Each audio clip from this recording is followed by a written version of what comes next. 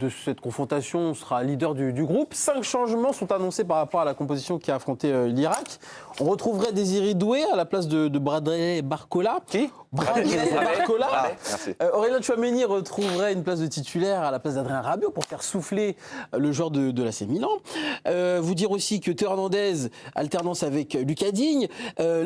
Maxence Lacroix, lui, prendrait la place de William Saliba, toujours un petit peu gêné par son dos, le Gunners. Et puis Malo Gusto, au poste de latéral droit, à la place de Jules Koundé, qui lui aussi a besoin de souffler. Ça permet de donner du temps de jeu à tout le monde, hein, mon Pierrot? Exactement. Braco, au lieu de faire des dessins, là. Non, je prends À ton avis, est-ce que tu penses qu'il y a des places à prendre sur ce match contre la Norvège, là ? Ouais, en fait, c'est pas spécifiquement par rapport à ce match contre la Norvège.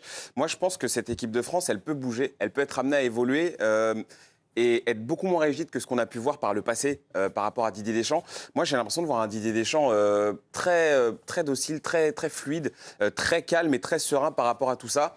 On sent qu'il n'y a pas forcément une hiérarchie absolue dans sa tête. On sent bien qu'il a peut-être envie de tester des choses avec cette équipe parce que tu as tellement de talent, tu as tellement de joueurs qui peuvent être honnêtement titulaires et qui pourraient démarrer un match à forte pression dans cette Coupe du Monde, que j'ai la sensation que Deschamps, aujourd'hui, ce qu'il leur dit à ses joueurs, c'est « Ok, vous êtes tous bons, il n'y a pas de problème, mais rien ne garantit que vous allez forcément être titulaire sur ce match-là. » On le voit avec les latéraux, on le voit au milieu de terrain, on le voit en attaque. Bon, il y en a un qui bougera jamais, c'est sûr, c'est Kylian Mbappé, peut-être même un deuxième avec Michael Olise. Mais je trouve que cette équipe, elle peut bouger, elle peut changer. Et ça, c'est cool. C'est cool pour l'aspect un peu compétitif, c'est cool pour la concurrence. Et c'est aussi cool pour le fait que les mecs, ils vont jamais s'endormir, quoi, parce qu'ils savent très bien qu'à tout moment, ils peuvent rentrer en jeu. Donc moi, ça me plaît ce que je vois. À quel poste tu vois une concurrence qui peut changer, un poste qui peut changer de titulaire, Héloïse ? Déjà, j'ai l'impression qu'il remet Koné. Donc, c'est qu'il a extrêmement bien prouvé face à l'Irak. Moi, j'ai pas forcément l'impression qu'il y a de la place dans le sens où je pense qu'au-delà d'être titulaire, je pense que c'est plus des personnes qui l'essayent, c'est plus des graines qu'il essaye d'avoir. C'est plus des gens qu'il essaie d'avoir en réflexe s'il y a un match se tend, s'il y a une situation qui dérape. J'ai plus l'impression qu'il a besoin de s'assurer de ce côté-là, plus qu'il a besoin de changer son équipe type. Tu penses qu'il va chercher des certitudes ? Exactement. C'est exactement ce que je pense. Je pense que son équipe. Je le dis bien. Hein. Tu le dis très bien. En fait, j'ai l'impression que tu le dis même. Non, mais je suis assez d'accord avec Braque là-dessus. C'est-à-dire que j'ai l'impression qu'il peut jouer en fait avec qui il veut mettre. Mais il a un choix de roi. Donc dans ce cas-là, évidemment, tu te dis voilà, j'ai mon équipe type, mais j'ai besoin d'avoir des réassurances, j'ai besoin d'avoir des réflexes, des petites graines comme ça qui germent dès que j'ai une situation de danger. Et il a un choix de roi. Moi, j'aimerais bien aussi voir Zahir Emery. Je sais que c'est compliqué de le mettre parce que c'est quand finalement la polyvalence devient un défaut presque pour Warren Zahir Emery. J'aimerais bien le voir. Ryan Cherki aussi, pour l'instant, il n'a pas été, il a pas été titulaire, mais quand il est rentré, il n'a pas non plus été décisif. En tout cas, il n'a pas changé la donne. Et je serais intéressée de voir qu'est-ce que ça donne quand il rentre sur les 45 premières minutes et non pas 20 ou 10 minutes avant la fin du match. Donc voilà, c'est des joueurs comme ça que j'aimerais voir. Et sur les joueurs que vous avez présentés sur la compo probable, moi j'ai très hâte de voir Malo Gusto et on en a parlé sur des précédentes émissions. Donc voilà. Brahim, est-ce que tu penses que Didier Deschamps, il a déjà, peu importe dans ce qui passe dans ce match, est-ce que tu penses qu'il a déjà son équipe des 16e quoi qu'il arrive ? Oui, parce qu'il connaît cette compétition par cœur, il sait qu'elle est longue. Bravo, pas mal. C'est important. Oui, il a une ossature qui est bien définie et qui ne devrait pas bouger. La seule chose qui va le faire bouger, c'est les fatigues, les blessures ou potentiellement une adversité qui risque d'être problématique quand il faut un peu créer du jeu. Tu vois, un Cherki, il risque de rentrer les 15-20 dernières minutes quand à un moment donné, on est sur un bloc bas et qu'on a besoin de créativité. Mais de base, franchement, elle est super bien équilibrée. Moi, ce que j'aime dans cette équipe, c'est qu'on est aussi bien à la pointe techniquement, on sent qu'il y a une technique qui est maîtrisée à la perfection, mais surtout, en fait, je sens une équipe solide physiquement, en fait. Oui. Moi, j'ai du mal à avoir une équipe nous bousculer physiquement. Et quand tu as du talent et que physiquement, personne ne te bouscule, franchement, je ne vois pas qui peut nous arrêter.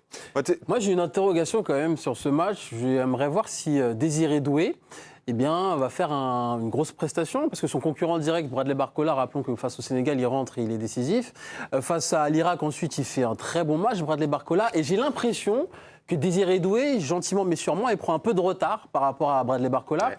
Rappelons-nous que pendant les matchs de préparation, On a dit que visiblement le staff n'était pas totalement satisfait de l'investissement des Désiré Doué durant ces matchs de préparation et même pendant les semaines d'entraînement.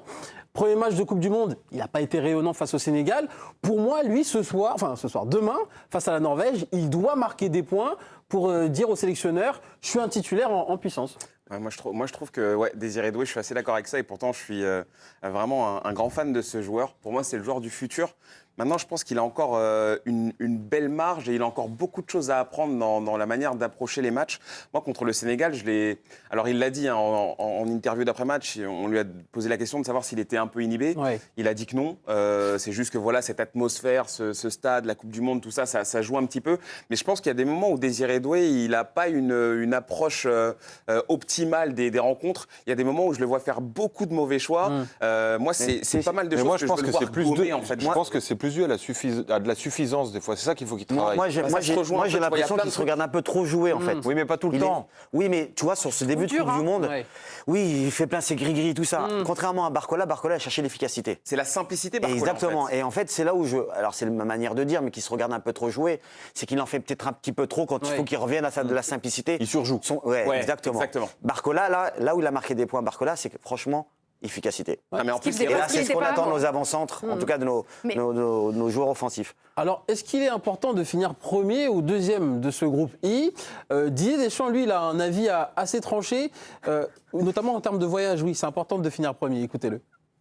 Avant même de commencer celui-là, évidemment, je me doutais bien que le troisième allait être décisif pour l'ordre du classement dans ce groupe. Évidemment, ça a des conséquences parce que c'est pas les mêmes déplacements. Ça sera pas forcément les mêmes équipes aussi. Donc, mais j'ai jamais joué avec ça. De toute façon, l'objectif sera d'obtenir la meilleure place, la première. Bon, si la France termine première de son groupe, le 16e de finale, il va se dérouler du côté de New York. Rappelons que les Bleus sont basés à Boston, donc c'est pas très très loin. Ensuite, le 8e de finale, il sera du côté de Philadelphie et le quart à Boston. Bon, la demi, ce sera du côté de Dallas, la finale encore à New York. Mais si la France termine deuxième de son groupe, eh bien le 16e de finale, il se jouera à Dallas. Dallas, c'est à 4h15 de vol de Boston. Le 8e de finale, on reviendra du côté de New York et le quart à Miami. Donc en termes de voyage, de préparation de match, il vaut mieux terminer premier, Brahim. Oui, de toute manière, même dans l'état psychologique de l'équipe, finir Surtout. premier est toujours, voilà. Pour moi, c'est le plus important, c'est pas les 4h30 de voyage qui vont changer. Ils voyagent en lit, ils sont allongés ou ils sont au lit. C'est dans le sport de haut niveau, le fait d'être Il y a le le jet lag. premier, déjà met une pression à tous tes adversaires, que tu le veuilles ou non. Donc à partir de là, je préfère avoir cet avantage. Non, c'est surtout. Ah, vas-y, Louise, vas-y. Non, je t'en prie, Vrac. Non, Ah, mais arrêtez les politesses, enfin. Non, parce que c'est vrai qu'elle Non, voulait parce dire des que hors choses. antenne, j'étais en train de m'agacer en disant ouais, on est là, on parle des remplacements, Voilà. de qui va prendre la place, mais ce qui compte, c'est de finir premier. On s'en Voilà. fout de savoir ouais, mais attends, faut faire tourner. Moi, très honnêtement, faire tourner gagne, que la pour gagne. sacrifier la première place, Moi, je le fais honnêtement, pas. ça m'agace. Parce qu'on en a parlé lors des émissions. Mais ça précédentes. n'existe pas. Si on fait deuxième, Ah oui. les équipes qu'on va rencontrer. Non, mais dans moi, j'ai pas aucun envie monde- j'ai pas envie dans- d'avoir l'Angleterre très vite dans la compétition. Ouais, bon, après, tu Même fais si une tu sous-estimes l'Angleterre, moi, je suis Mais désolée. après, mais j'ai tu pas dois- envie Ils ont un milieu d'avoir surcoté, l'Angleterre. l'Angleterre. Moi, c'est on pas l'a ça déjà qui dit. pose problème. C'est que C'est quoi votre problème avec l'Angleterre C'est quoi votre problème avec l'Angleterre quand tu veux gagner, quand tu veux être champion du monde, Voilà. franchement, Oui. il faut gagner tout le monde. Donc moi, ça pose pas de problème. Curaçao, Mais par contre, sur ma Angleterre, dynamique, sur ce que j'influe sur un mois de compétition, Bah oui. oui, c'est important de finir premier, de montrer qu'on est les patrons. Bah voilà, Et il va y avoir d'autres difficultés, mais C'est ça. cette Encore plus première quand tu étape- fais 5 changements. Exactement. Mais juste, attention, Héloïse, moi j'entends ce que tu dis, mais moi je suis bien content qu'on parle de ce genre de choses, qu'on chipote sur notre composition, sur qui va jouer, sachant qu'il y a des périodes où on chipotait pour savoir si on allait passer la poule, tu vois, où c'était sûr. vraiment très compliqué. Donc là, je trouve que c'est des bons débats qu'on peut avoir. Et puis pareil, franchement, pour les voyages et tout, attends... tu regardes les deux tableaux, qu'on finisse premier ou deuxième, ça va être une galère. Hein. D'un côté, c'est l'Allemagne, c'est les Pays-Bas. De l'autre, c'est le Brésil. Peu C'est importe, voilà. on y va. Donc non, mais je veux dire, le trajet, on s'en fout. On s'adaptera comme d'habitude. Et voilà, le plus important, c'est de ne pas se laisser battre C'est les par 3 les points. Vikings. C'est les 3 points. Super, ça, mon Pierrot. Juste après la pause, on verra les matchs du Brésil. Hein. Neymar a joué, oui. Non. Gros événement de ce mondial. Neymar a participé enfin à un match de Coupe du Monde. Combien On de évoquera aussi le Maroc. Et on parlera aussi de Victor Wembanyama, qui est à Paris en ce moment. On se retrouve tout à l'heure, il est 12h10 et on a toujours nos chefs qui sont en train de cuisiner tranquillement. C'est beau,